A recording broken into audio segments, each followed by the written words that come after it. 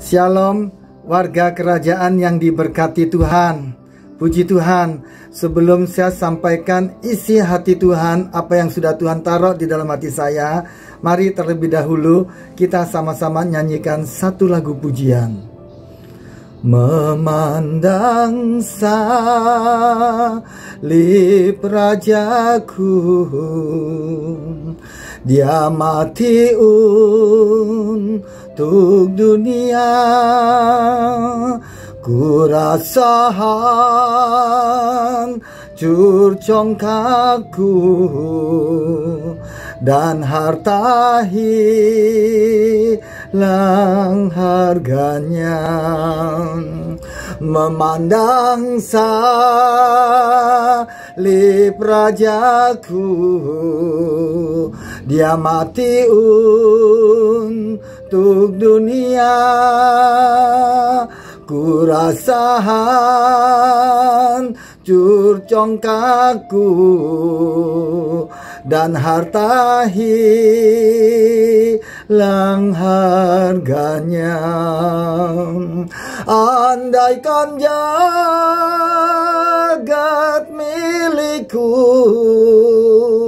kan ku serahkan padanya. Tak cukup bagi Tuhanku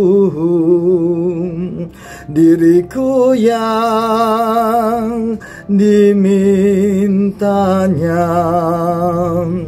Andaikan jagat milikku, kan ku serahkan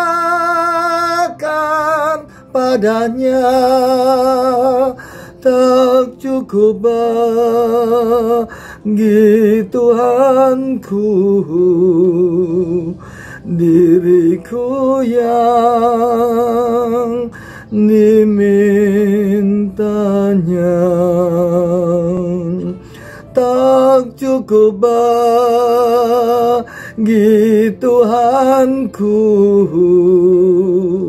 tak cukup bagi Tuhanku, tak cukup bagi Tuhanku diriku yang dimintanya.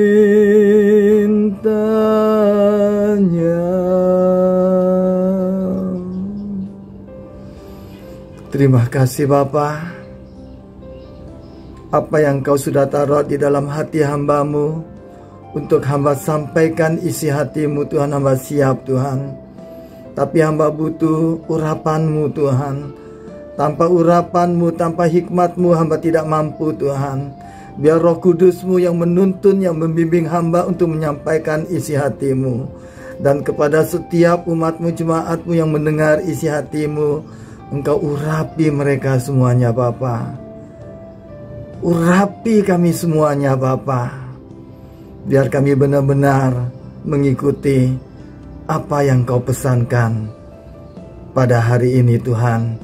Kami merayakan, memperingati hari Jumat Agung, hari Tuhan kematian-Mu di atas Kalvari Bapa. Terima kasih. Dalam nama Tuhan Yesus, kami siap untuk mendengar isi hati-Mu. Haleluya. Amin. Saudara yang dikasihi Tuhan, saya menyampaikan apa yang sudah Tuhan taruh di dalam hati saya.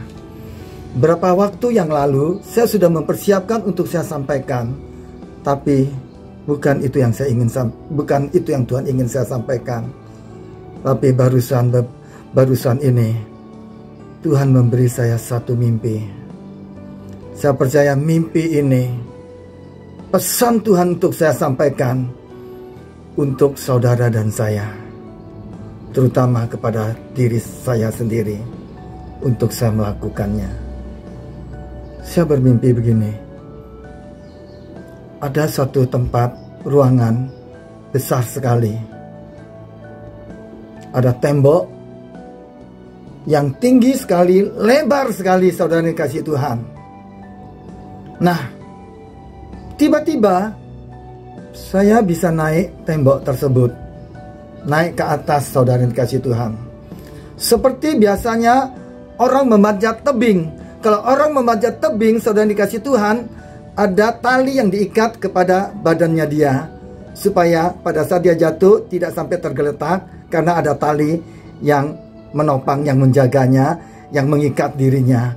Terus kemudian tempat tebing untuk kita naik itu ada tempat untuk meletakkan kaki kita untuk naik. Tapi ini, saudara yang dikasihi Tuhan, tembok yang saya naik itu rata lurus ke atas, tidak ada tempat pijakan. Nah, waktu saya naik tembok tersebut, saya naik dengan kaki saya naik, memanjat di situ, saya naik. Terus kemudian saya lihat ada teman saya di atas saya itu. Terus kemudian saya hampiri dia, saya di sebelahnya dia, saudara yang dikasihi Tuhan, namanya Johnny. Terus kemudian saya lihat di sebelah kanan saya ada seorang anak kecil, perempuan, bersama dengan ibunya. Anak tersebut kurang lebih 10 tahun. Terus saya melihat dia, saya kaget. Kok berani sekali anak ini naik tembok ini? Kok dia tidak takut? Kok tidak takut jatuh itu di situ? Saya heran. Terus kemudian saya melihat anak yang di sebelah saya ini dengan ibunya. Anak ini berjalan naik tembok itu. Dia tidak pegang dengan tangannya lepas gini, tapi dengan kakinya saja. Kaget saya melihat itu di situ. Sedangkan saya naik dengan kaki, dengan tangan memegang tembok tersebut, saudara yang dikasihi Tuhan. Setelah itu, saudara yang dikasihi Tuhan, apa yang terjadi? Saya berdampingan dekat dengan teman saya, si Johnny ini. Kemudian saya katakan pada Johnny, John, saya mau naik ke atas lagi. Saya tahu, John, ada harga yang saya harus bayar. Tapi saya mau naik untuk mematikan semua kedagingan saya. Saya akan naik, John. Saya duluan naik ya, saya katakan. Kemudian saya naik tembok tersebut. Ketika sudah mau sampai di atas, di situ saya kaget, saya melihat. Karena di atas tembok itu langsung ada plafon, saudara yang dikasihi Tuhan. Saya tidak bisa keluar. Langsung ada plafon di atasnya di situ.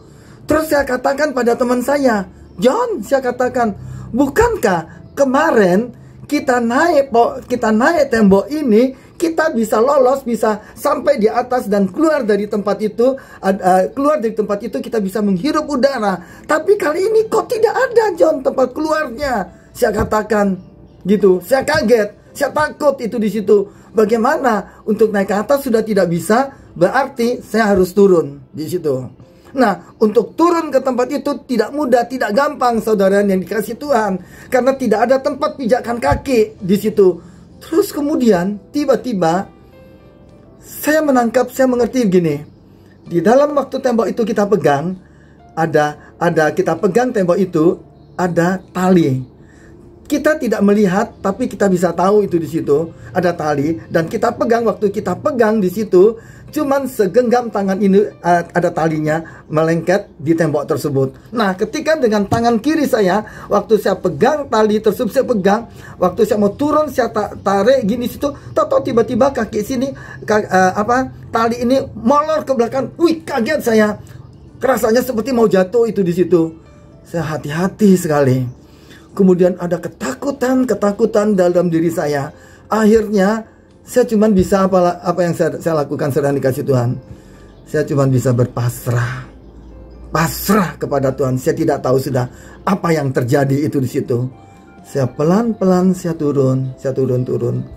Ketika turun sampai akhirnya saya bisa turun sampai ke bawah, saudara yang dikasihi Tuhan. Kemudian saya terbangun. Saya kaget sekali, apa artinya mimpi ini, saudara yang dikasihi Tuhan. Kemudian saya berdoa, saya sembah Tuhan. Saya katakan, Tuhan, apa artinya mimpi ini? Kemudian saya mendapat Suatu hal Tuhan berbicara kepada saya, mimpi ini yang kamu sampaikan kepada umatku, jemaatku. Apa arti mimpi ini, saudara yang dikasihi Tuhan? Saya dapat sesuatu pesan dari Tuhan. Saya percaya apa yang saya sampaikan ini terbatas, tetapi Roh Kudus tidak terbatas. Dia akan menerjemahkan lebih dalam lagi kepada saudara ketika saudara mendengar ini. Secara pribadi, Roh Kudus akan berbicara kepada saudara. Saya mau sampaikan hal yang pertama, pesan Tuhan untuk saudara dan saya, yaitu waktu saya melihat anak kecil itu, saya kaget. Saya melihat, kok berani dia naik di atas tembok itu. Kenapa, saudara yang dikasihi Tuhan? Karena anak ini berani karena ada orang yang mendampingi dia, yaitu ibunya. Dan anak ini tidak takut karena ada ibunya yang dia percaya, yang lindungi dia. Dia tidak takut, saudara dikasihi Tuhan. Sama halnya dengan saudara dan saya. Ketika kita dalam perjalanan bersama dengan Tuhan, ada siapa, saudara dikasihi Tuhan? Roh Kudus yang menuntun membimbing saudara dan saya. Ada Tuhan yang menuntun membimbing saudara dan saya. Ketika awalnya, pertamanya, saya naik pohon itu, saya naik tembok itu dari bawah sampai ke atas itu di situ. Ingat apa yang saya katakan waktu pertama kali saya naik pohon, saya naik tembok itu dengan Joni, kita bisa lolos sampai ke atas. Itu apa artinya? Ketika kita bisa lolos sampai di atas itu di situ. Ini pesan Tuhan yang pernah saya sampaikan waktu di bulan Januari, awal Januari tahun 2020 ini. Tuhan berkata apa? Di dalam Ulangan 28 ayat yang ke-13. Di situ ayat firman Tuhan berkata, Tuhan akan mengangkat engkau menjadi kepala dan bukan menjadi ekor. Engkau akan tetap naik dan bukan turun apabila engkau mendengar perintah Tuhan Allahmu yang kusampaikan pada hari ini, kau lakukan dengan setia. Saudara yang dikasihi Tuhan, ini janji Tuhan. Ini adalah warisan kepala. Ini adalah berkat kepala saudara yang dikasihi Tuhan. Itu janji Tuhan yang Tuhan memberikan pada saudara dan saya. Saudara yang dikasihi Tuhan, tentunya ada harga yang harus kita bayar. Firman Tuhan berkata, kalau seseorang dia ahli waris, tapi dia masih akil balik, dia belum akil balik, dia tidak bisa mendapat warisan tersebut setelah dia akil balik. Artinya secara rohani, kita harus dewasa dalam Tuhan. Harus dewasa. Kalau kita masih sakit hati, kalau kita masih jengkel, kalau kita masih marah, kalau kita masih membenci satu dengan yang lainnya, kita tidak bisa mendapat warisan kepala itu, saudara yang dikasihi Tuhan. Saudara yang dikasihi Tuhan, orang yang membenci orang lain tidak akan pernah mampu melihat kebaikan apapun yang telah dilakukan orang yang dibencinya tersebut. Oleh sebab itu, setiap orang harus mampu menghapuskan segala kebencian yang muncul di hatinya dia. Sehingga melalui pertobatan diri ini, ia akan dimampukan untuk dapat mengasihi orang lain. Saudara dikasihi Tuhan, apa yang kita alami saat-saat ini, itu semuanya untuk menuju kepada pertobatan. Itu menuju kepada perubahan hari demi hari dalam diri saudara dan saya. Saudara dan saya harus semakin hari mengupgradekan diri saudara dan saya. Kita tidak bisa tetap terus seperti ini, saudara yang dikasihi Tuhan. Firman Tuhan itu adalah suara Tuhan yang berbicara kepada saudara dan saya. Firman Tuhan itu yang melepaskan belenggu yang mengikat saudara dan saya di situ. Ini waktu-waktunya kita tidak bisa berkumpul bersama-sama untuk beribadah. Tapi di rumah, dengan keluarga kita, saudara kita sama-sama berdoa. Ini waktunya secara pribadi juga kita, hubungan kita pribadi dengan Tuhan, jalin hubungan dengan Tuhan. Yang Tuhan mau, saudara yang dikasih Tuhan, Tuhan katakan, anakku, berlarilah engkau sekarang. Bukan lagi engkau berjalan, tapi berlarilah. Berlarilah. Kejar apa yang sudah Tuhan taruh dalam hidupmu. Bayar harga. Diberani, diproses, dibentuk. Yang pertama pesan Tuhan tentang anak kecil itu, kita polos seperti anak. Yang kedua pesan Tuhan, kita akan jadi kepala, bukan ekor. Di situ.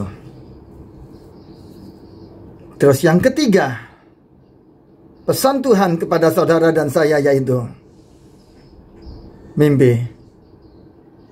Ketika saya turun dari tembok dari atas itu sampai ke bawah, ada ketakutan. Akhirnya bisa lolos sampai ke bawah.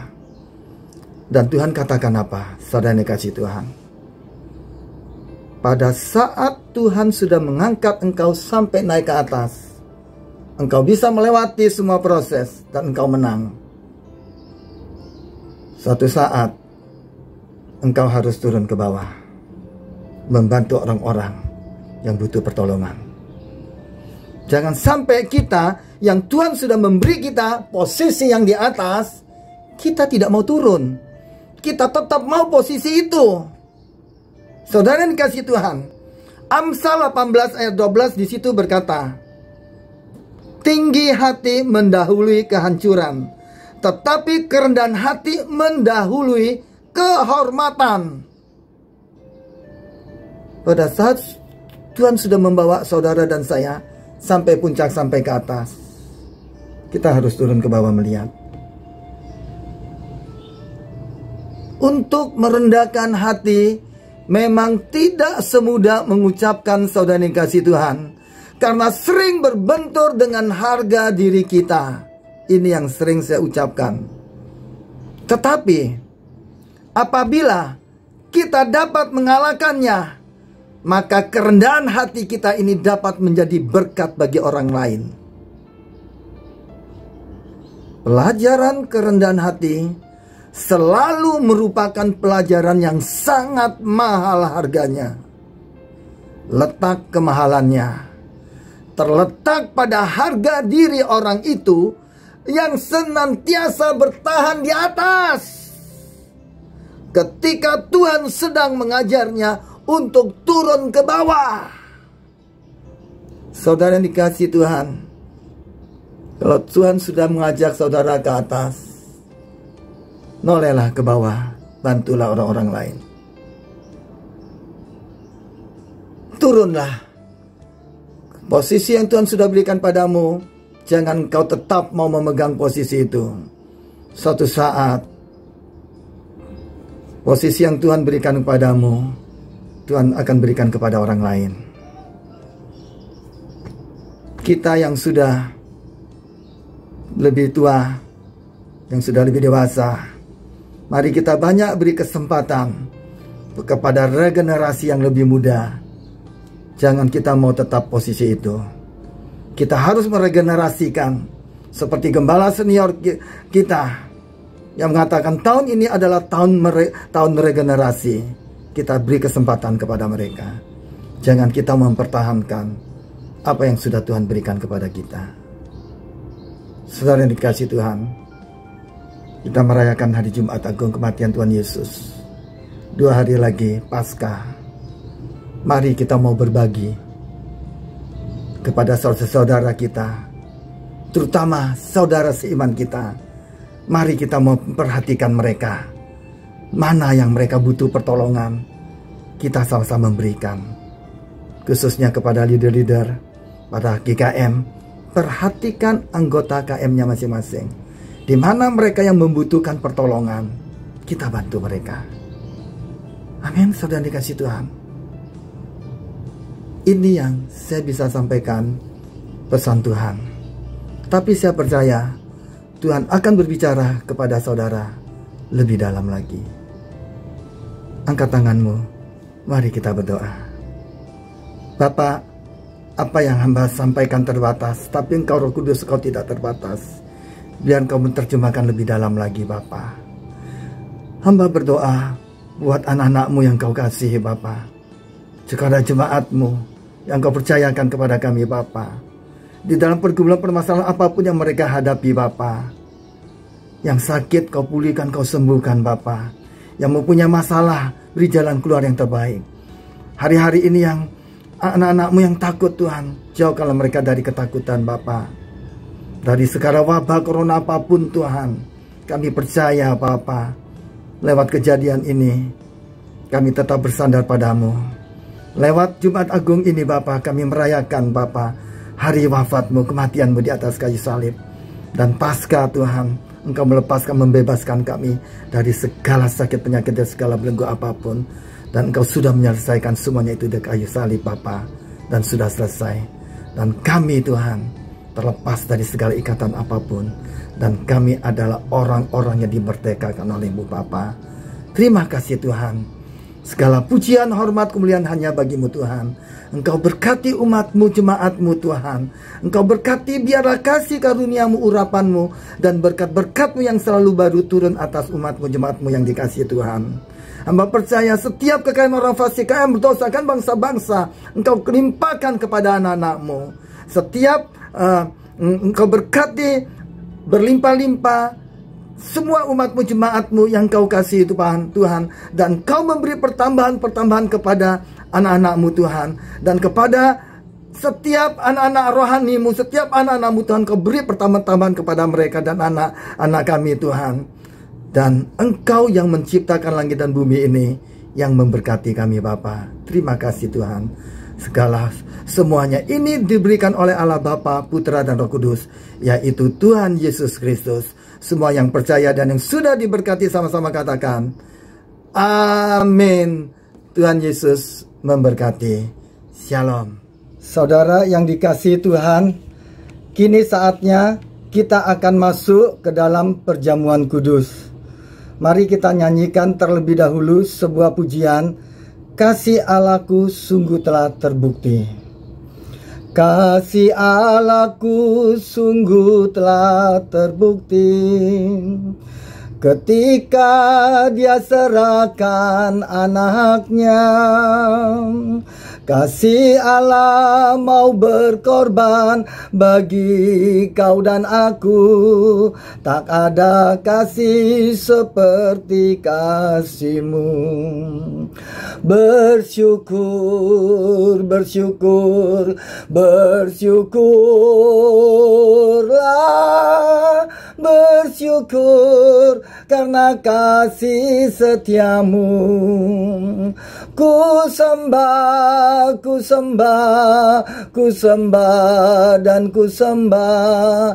Selama hidupku ku sembah Kau Tuhan.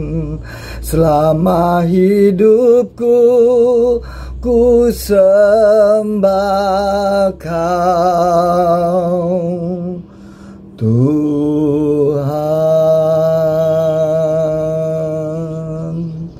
Saya akan bacakan firman Tuhan terlebih dahulu untuk saudara sebelum kita menerima perjamuan kudus.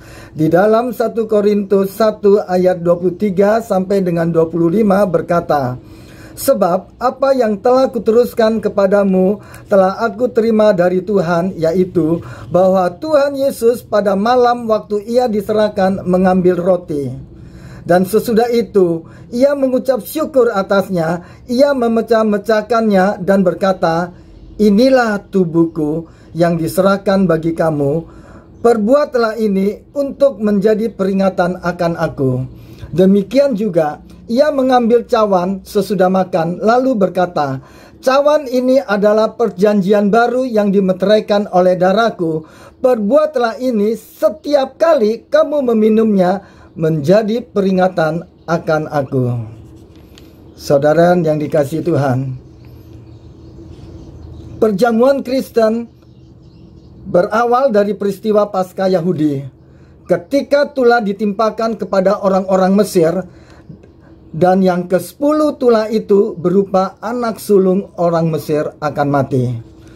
Dan Tuhan berkata kepada Musa, orang Israel harus menyembelih domba, lalu darahnya disapukan pada ambang pintu dan kedua sisinya. Semua keluarga harus masuk ke dalam rumah, diam di rumah, tidak boleh ada yang pergi keluar. Dan mereka harus makan roti yang tidak beragi. Dan ketika malaikat maut lewat, Passover, Pesah, mereka dilewati oleh malaikat maut dan tidak ada kebinasaan. Dan ini kemudian dipakai oleh Yesus sebagai contoh untuk menggambarkan kematiannya. Tubuhnya dipecahkan, darahnya dicurahkan, supaya setiap orang yang percaya tidak binasa, melainkan beroleh hidup yang kekal. Saudara yang diberkati Tuhan, ada 3 dimensi waktu melalui perjamuan kudus yang harus kita pahami. Yang pertama, dimensi masa lampau. Perjamuan kudus merupakan peringatan kematian Yesus di atas kayu salib untuk dosa-dosa saudara dan saya, supaya kita yang percaya kepada Dia diselamatkan. Setiap kali kita melakukannya, kita ingat akan karya Kristus yang luar biasa itu. Biar hati kita selalu berkobar-kobar dengan cinta yang menyala-nyala, karena Tuhan rela mati untuk saudara dan saya. Yang kedua adalah dimensi masa kini, di mana kita bersekutu dengan Kristus dan juga dengan tubuh Kristus, yaitu saudara-saudara seiman.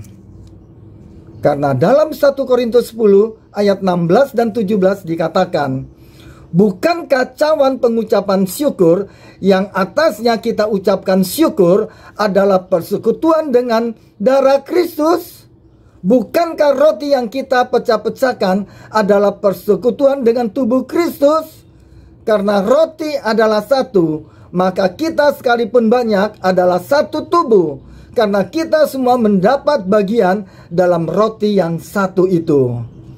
Melalui perjamuan kudus, kita bersekutu dengan Tuhan secara rohani. Yang kita makan roti biasa, yang kita minum anggur biasa, tapi kita menghayati ada persekutuan dengan tubuh dan darah Tuhan Yesus Kristus. Lalu kita juga bersekutu dengan saudara seiman, seperti roti yang adalah satu, yang kemudian dibagi-bagikan oleh Yesus. Pada malam waktu Dia mengadakan dengan para murid. Begitu juga kita ini satu tubuh di dalam Kristus. Karena itu, saudara yang dikasihi Tuhan, jangan ada kesesakan, jangan ada kesesalan, jangan ada kekesalan di dalam diri saudara, jangan ada kejengkelan, jangan ada kepahitan satu dengan yang lainnya. Bereskan semuanya itu, supaya kita tidak berdosa kepada Tuhan. Dan yang terakhir adalah yang ketiga, dimensi masa depan, yaitu kita memberitakan kematian Yesus sampai Yesus datang kembali. Karena di dalam 1 Korintus 11 ayat 26 di situ dikatakan, sebab setiap kali kamu makan roti ini dan minum cawan ini, kamu memberitakan kematian Tuhan sampai Ia datang. Berarti perjamuan kudus adalah deklarasi saudara dan saya kepada orang-orang lain bahwa Yesus telah mati untuk dosa saudara dan saya. Dan kalau engkau percaya, engkau akan diselamatkan. Lalu kita mempersiapkan diri untuk menyambut kedatangan Tuhan Yesus Kristus yang sudah di ambang pintu, sehingga kita hidup kudus, meninggalkan segala dosa, hidup berkenan kepada Tuhan. Saudara yang diberkati Tuhan, ada syarat yang Tuhan mintakan untuk kita mengikuti perjamuan kudus ini. Tidak sembarangan orang-orang bisa mengikutinya. Karena di dalam 1 Korintus 11 ayat 27 berkata, "Jadi barang siapa dengan cara yang tidak layak makan roti atau minum cawan Tuhan, ia berdosa terhadap tubuh dan darah Tuhan." Yang pertama, kita harus bertobat dari segala dosa. Jangan kita makan perjamuan kudus dengan cara yang tidak layak, dengan hidup yang sembrono, dengan hidup yang tidak takut akan Tuhan. Yang kedua, ayat 29 berkata, "Karena barang siapa makan dan minum tanpa mengakui tubuh Tuhan, ia mendatangkan hukuman atas dirinya." Yang pertama, saudara dikasih Tuhan, bertobat. Yang kedua, kita harus percaya kepada Tuhan Yesus dengan tandanya. Dan tandanya, kalau saudara sudah percaya kepada Tuhan Yesus, tentunya engkau menerima baptisan air, baptisan selam. Karena itu, siapkan roti dan anggur. Atau kalau saudara mengalami kesulitan untuk roti dan anggur, saudara tentu sudah mempersiapkan penggantinya. Mungkin itu kue mari, atau cracker, atau jus, atau teh, atau bisa juga Fanta merah. Karena kita ingin menekankan maknanya lebih daripada simbol, saudara yang dikasihi Tuhan. Mari kita siapkan hati untuk kita menerima perjamuan kudus ini. Kita angkat sekali lagi lagu pujian yang barusan kita naikkan tadi. Dan untuk mempersiapkan roti dan anggur. Kasih Allahku sungguh telah terbukti ketika Dia serahkan anaknya. Kasih Allah mau berkorban bagi kau dan aku. Tak ada kasih seperti kasih-Mu. Bersyukur, bersyukur, bersyukurlah. Bersyukur karena kasih setia-Mu. Ku sembah, ku sembah, ku sembah dan ku sembah. Selama hidupku ku sembah Kau Tuhan. Bersyukur, bersyukur, bersyukurlah. Bersyukur karena kasih setia-Mu. Ku sembah, ku sembah, ku sembah dan ku sembah. Selama hidupku ku sembah Kau Tuhan. Selama hidupku ku sembah Kau Tuhan.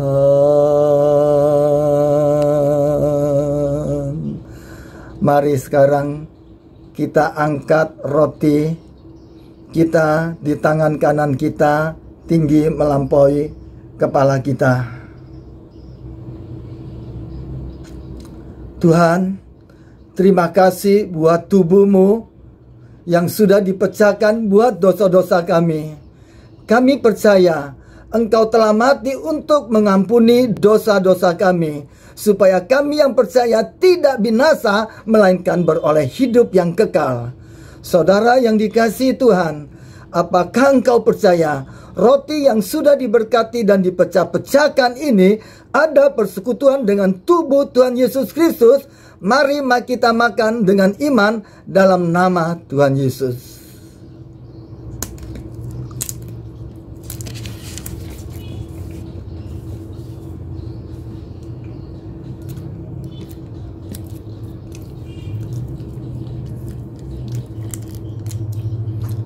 Seperti roti bersatu dengan tubuh kami, biarlah roh kami juga selalu bersekutu dengan roh-Mu ya Tuhan. Mari kita angkat cawan anggur yang ada di tangan kita ini.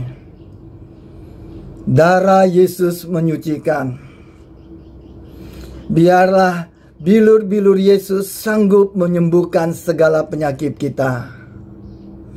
Saudara yang sakit, saudara dipulihkan, saudara disembuhkan oleh bilur-bilur Yesus yang menyembuhkan. Saudara yang dalam kebimbangan, dalam ketakutan, oleh darah-darah Yesus, Tuhan memberikan kepada saudara kekuatan, kemampuan ilahi yang daripadanya. Percayakah saudara bahwa darahnya sanggup melepaskan kita dari segala sakit penyakit dan kelemahan tubuh? Darah Yesus lebih hebat bahkan dari virus corona. Saudara, terima dengan iman. Apakah saudara percaya anggur yang sudah diberkati ada persekutuan dengan darah Tuhan Yesus? Mari kita minum dalam nama Tuhan Yesus.